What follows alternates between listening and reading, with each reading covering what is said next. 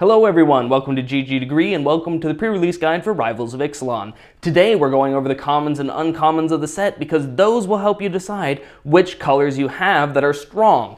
Therefore, you're going to make a strong deck and win your pre-release. That is the goal. Now without further ado, let's get right into the card selections. For the land in this set, we've got Evolving Wilds and a cycle of tapped dual lands. Now what this means to me is that you're probably going to be a two-color deck, maybe splashing a third color for the one or two great cards that are in another color that you need to add to pump up that power level.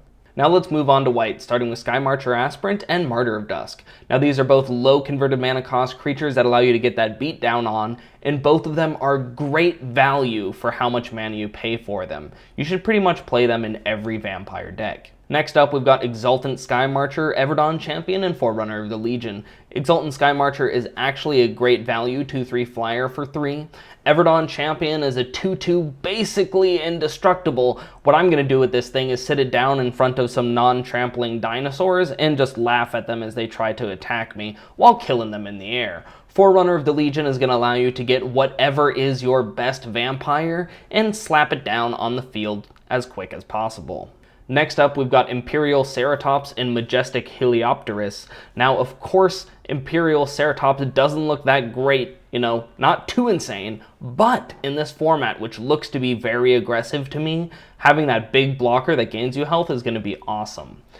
Majestic Heliopterus should, of course, be called Majestic Helicopterus, because it is going to just cause huge dinosaurs to fly in their face. That is very tough to deal with, especially with a lot of the trample going on in the set. Your opponents are going to be dead pretty quick. Next up, we've got Moment of Triumph and Pride of Conquerors. Now, Moment of Triumph is just a normal kind of cost for that amount, but you get that extra 2 life. That's really important because we've got a lot of things that trigger off of life gain. And we've got Pride of Conquerors. Now this one is especially good in vampires because in vampires you're going to be making so many tokens that you're going to hit that ascend faster. And then you're going to get that great +2/+2, which is a real blowout. Next up, we've got Luminous Bonds, Baffling End, and Cleansing Ray. Now, Luminous Bonds and Baffling End are some pretty standard removal. Cleansing Ray is really good for you to bring in from the sideboard against vampires, and of course, just against a lot of white players, they're going to have those white enchantments that are killing your stuff. We've got a blue enchantment that kills your stuff now, so using Cleansing Ray to get those creatures back in action is going to be great. Next up in blue, we've got Silvergill Adept, Riverwise Augur, and Aquatic Incursion. Now, of course, Silvergill Adept is currently smashing face in Modern. It's a fantastic card. Play as many copies as you can in your blue deck. Riverwise Augur is unbelievably good. You need to play as many copies of these as you can. It's going to really make sure that all of your turns are planned out and it's very powerful. Next, I've got Aquatic Incursion, which doesn't sound that great, but when you get these 2 bodies, you can actually do a lot of things for pumping up tokens in this set, and giving things unblockable is just very strong. Next up in blue, we've got Kitesail Corsair, Siren Reaver, and Slippery Scoundrel. Now, Kitesail Corsair has moved in with Stormfleet Spy and Shipwreck Looter down in Value Town and bought a nice little house there. Kill your cravings and the circus of values! Siren Reaver is Kitesail Corsair's best friend. He lives right next door. Together, they can take on anyone. And Slippery Scoundrel is just very ridiculous and one of those cards that just tells your opponent that they can't win in the late game, which is something that I like to do. Next up, we've got Curious Obsession and Secrets of the Golden City. Now, Curious Obsession, I'm putting my foot down here. Most people say that this card is awful on average, but as you can see in blue, we've got so many things that just get in there and are so hard to block so early in the game. I think this card's actually going to be great. Now, Secrets of the Golden City is, you don't have to mess around with the Curious Obsession, trying to hit them in the face, blah, blah, blah. You just get those cards, and I think that this is very strong. Next up, we've got Waterknot, Expel from Orazca, and Crashing Tide.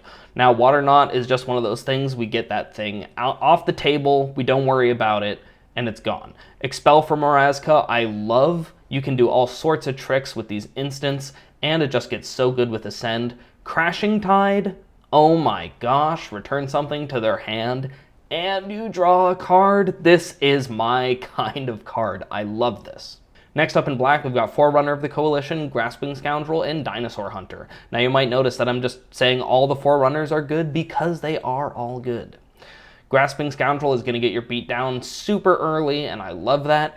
Dinosaur Hunter, now we are playing sealed. There are a lot of gigantic dinosaurs in this set, and Dinosaur Hunter is just some dumb little card that is going to kill their mythic or their rare. Next up, we've got Dusk Legion Zealot, Oathsworn Vampire, and Sadistic Skymarcher. Now you might notice that these are all really good aggressive cards, and believe me, I like sitting back and controlling the game as much as the next guy, but this set just has amazing aggressive cards, and these are some of the best, so you're going to want to play them. Next up is Ravenous Chupacabra. Now this card is just absolutely ridiculous. You must play it if you're playing black, no arguments. Next up is black removal with Moment of Craving, Golden Demise, Reaver Ambush, and Impale. Now Moment of Craving is great for getting those little creatures out of there. I love that, especially with how aggressive this set seems to be. Golden Demise and Reaver Ambush are going to get, you know, a good amount of creatures. You're going to love that. But Impale, I love this card. It looks very unexciting, but when they play their 9-drop dinosaur and you just impale it, that is going to be a feel-good moment for you. Next up in red, we've got Forerunner of the Empire, Frilled Deathspitter, and Charging Tuscadon. Now, all three of these cards are great. The Forerunner is great like all the others. Frilled Deathspitter, I love this kind of aggressive card where no matter what happens, they're taking the damage. And Charging Tuscadon is just going to get in there and really make your opponent sad. Daring Buccaneer, Goblin Trailblazer, and Needletooth Raptor continue this extremely aggressive trend. I mean, this is maybe the most aggressive set in quite a while. So we're just going to get in there with these cards. Needletooth Raptor is going to be one of the most annoying uncommons in the set because it's just going to block super well when you want it to block, and it's going to help your creatures get in there when they finally put up something big to block you. Next up in red, we've got Sea Red, Buccaneer's Bravado, Reckless Rage, and Bombard. Now, Sea Red, I can imagine doing amazing things with a lot of unblockable creatures in blue, for example. Buccaneer's Bravado is going to be just you need a combat trick in every color. This is going to be the one you're going to go for.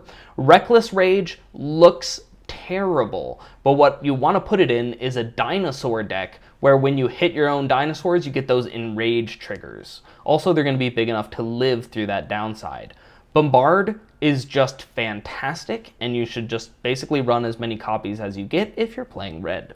Next up is green. We're going to start off with Giltgrove Stalker, Jungleborn Pioneer, Jadecraft Artisan, and Swift Warden. Now, Giltgrove Stalker is just another one of these stupid aggressive cards that are going to make this format so fast. Jungleborn Pioneer is going to keep that beat down up, but maybe not quite as much as Jadecraft Artisan will. You can tell with these merfolk, you're just going to be on the attack. Now, I love being tricky, and Swift Warden is a great way to be tricky, and it's not even like you have to try too hard. It's actually just a great card. Next up in green, we've got Cherished Hatchling, Crested Herdcaller, Overgrown Armasaur, and Thrashing Brontodon. Now, Cherished Hatchling is basically going to sit on the field and make your opponents wonder if it's even possible to win the game. Crested Herdcaller and Overgrown Armasaur are both just value dinosaurs that I appreciate a lot. Thrashing Brontodon is actually ridiculous. You get a 3/4 for 3, which is already bigger than it should be. And then you just get a naturalize effect thrown on there. Like, hey guys, you know this great dinosaur that we gave you? Let's just give it this huge upside. So play your Thrashing Brontodons, folks.